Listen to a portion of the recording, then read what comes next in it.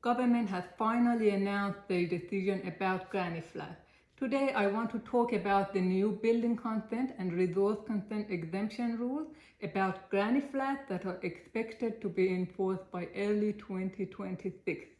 Now, before looking at the conditions of the new exemptions, let's talk about the term granny flat. Granny flat doesn't necessarily mean a place that your grandparents or elderly people can live. It's a term, it's equivalent to minor dwelling.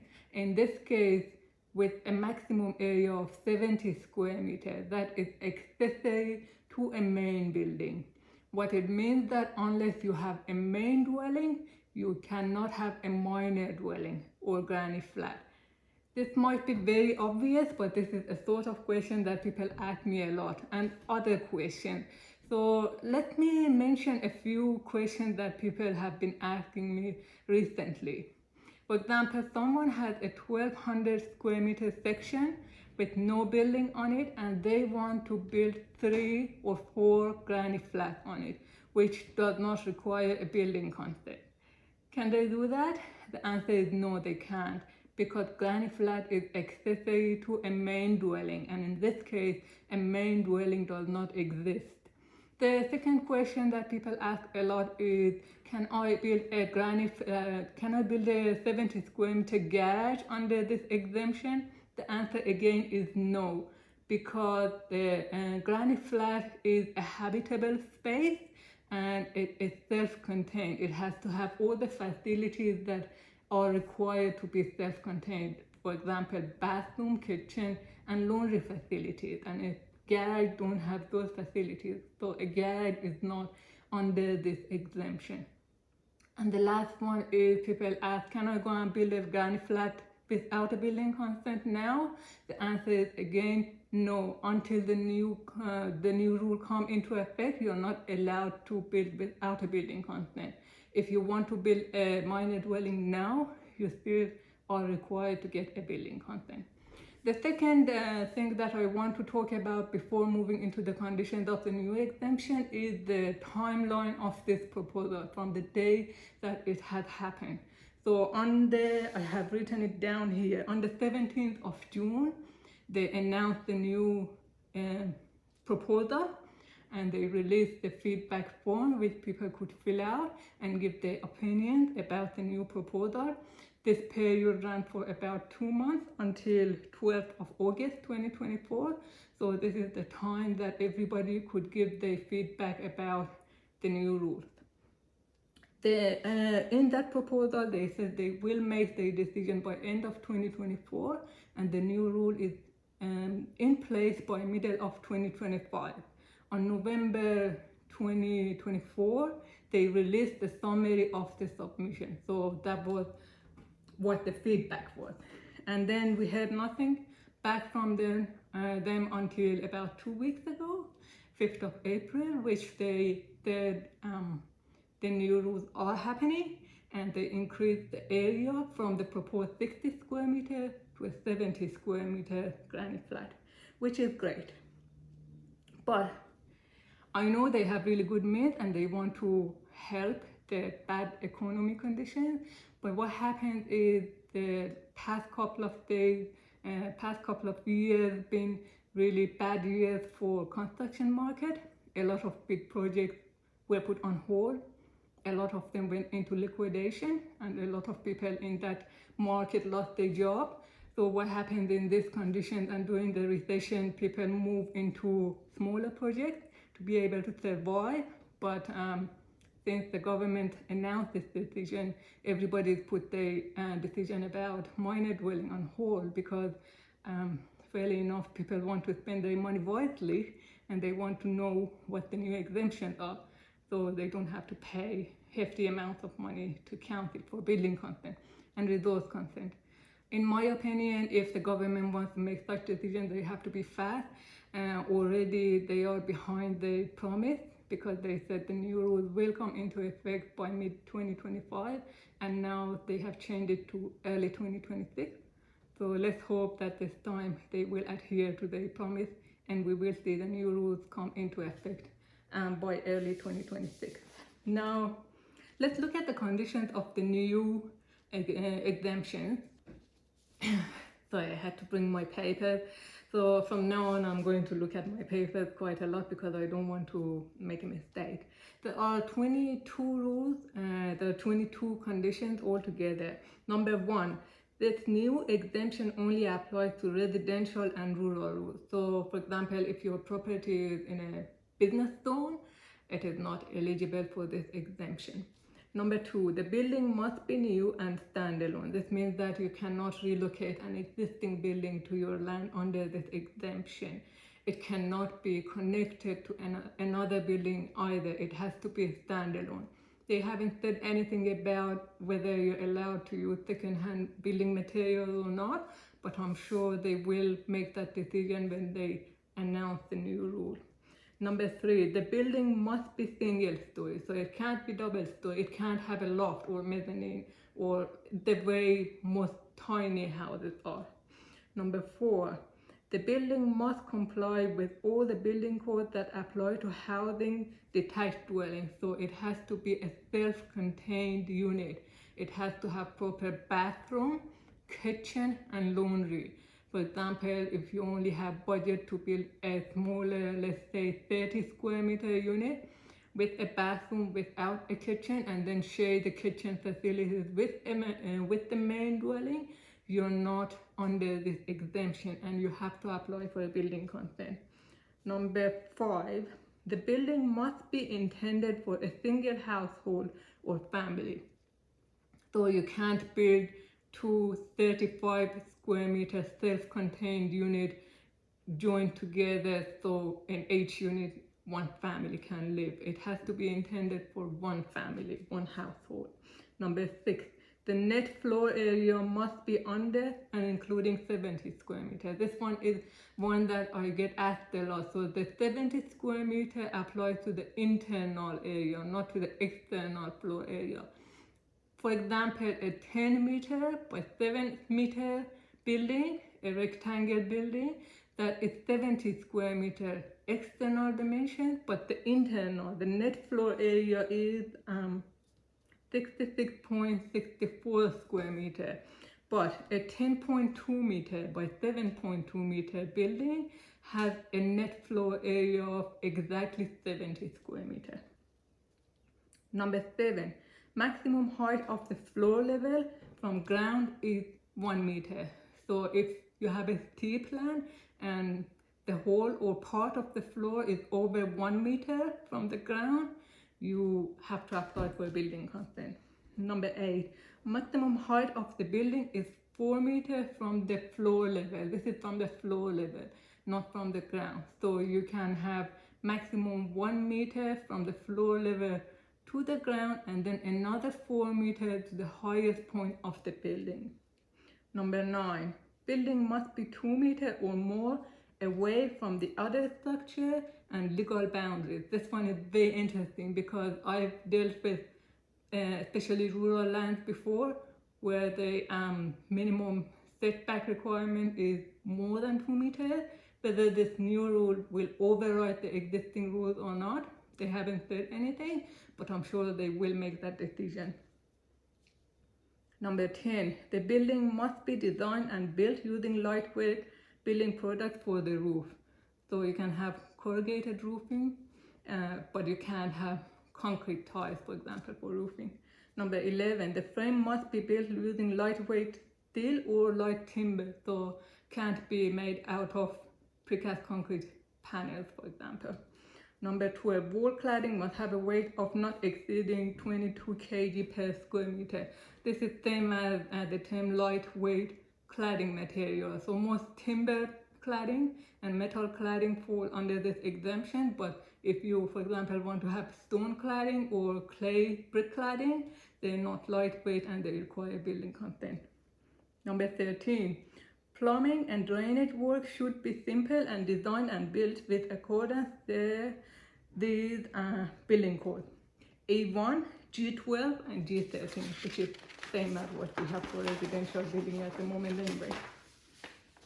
Number 14, Plumbing and drainage system must connect to network utility operator service where available. Where these services are not available, on-site water systems are exempt from requiring a building consent. This one is interesting as well, because when they released the proposal, at first they said, for example, in rural areas where you don't have access to a network facility, you can build the building without a building consent, but you have to get a building consent for the septic tank and stormwater tank. Now they say those things do not need a building consent either, which is great in my opinion. Number 15, the building must have interconnected smoke alarm throughout, which is same as the rules for any residential building, and have independent point of supply for electricity and gas where applicable. So they have to have a separate meter for power and gas if they are connected to gas, and they must have electric or gas heaters. So they must have heaters, but they can be either electric or gas heater. If you want to put a wood burner, you are not exempted from a building consent. Whether if you are allowed to apply for a building consent just for the wood burner to put in this building or not, they haven't said anything, but I can't see why not. Number 16, level entry showers are permitted only once a relevant license class has been established. So they are making a new license class for waterproofing the internal area, and once that license is established, you can have a level entry shower, which initially they said you cannot have a tile shower. Now they say you can have it, but once we have that new LBP in place. Number 17, all work on a building must be carried out or supervised by licensed building professionals, which means that you have to have the sign off from the builder, from the plumber, from electrician, from the designer, everybody who is involved.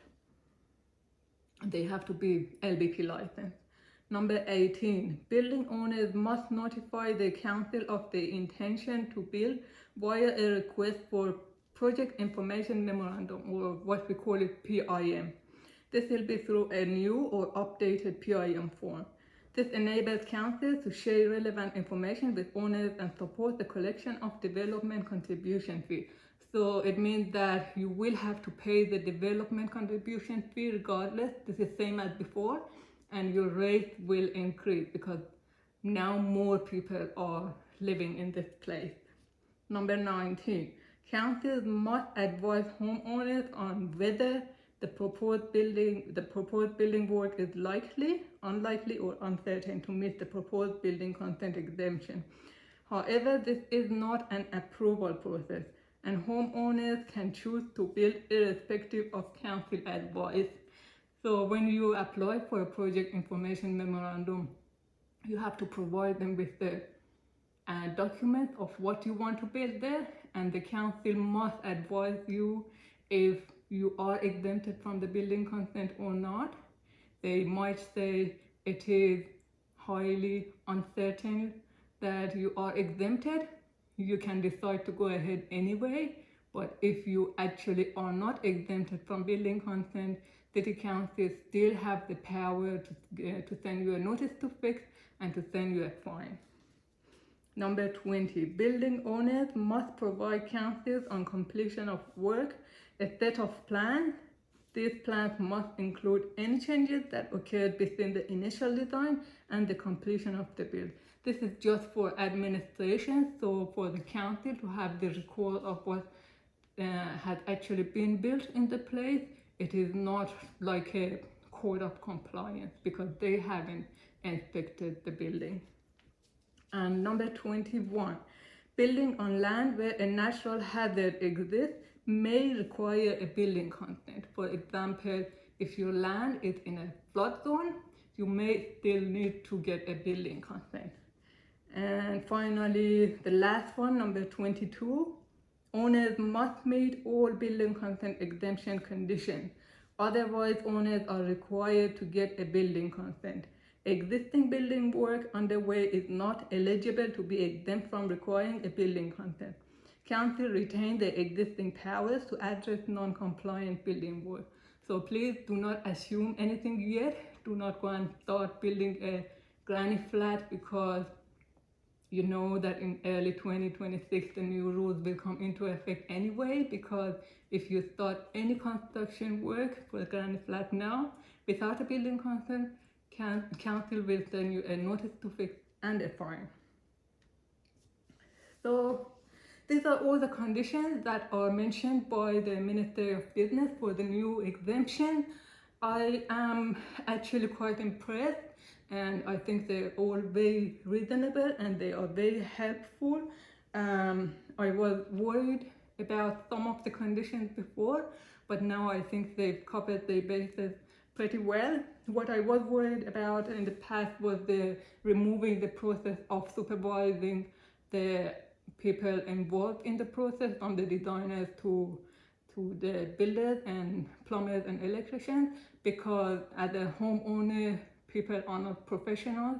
They cannot double check the people who have hired work. For example, a homeowner cannot go and look at the building paper and make sure that it's installed properly and it will not lead into a leaky building. But now, to support the building work being done right in first place, the government is improving occupational licenses that applies to building tradespeople, which means they are putting more liability on tradies and they are removing the city council liability, which makes sense. And there are consumer protection rules for homeowners who choose to build under this exemption, although these consumer protection rules are not just for this exemption. They apply to any residential and any building anyway, but it is good to mention them here if you're intending to build a granny flat under a new exemption that they come into effect. You have all these rights.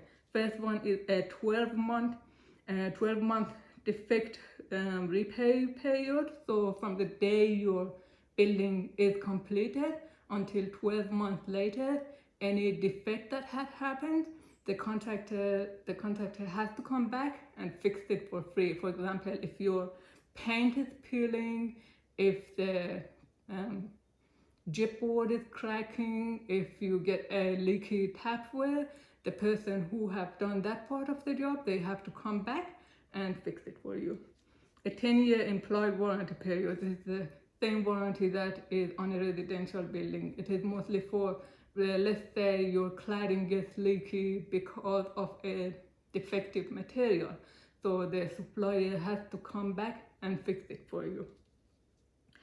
Pre-contract disclosure requirements. So you will have a full contract with any contractor that is involved in the project that outlines all the details of what they are going to do in that part of the building.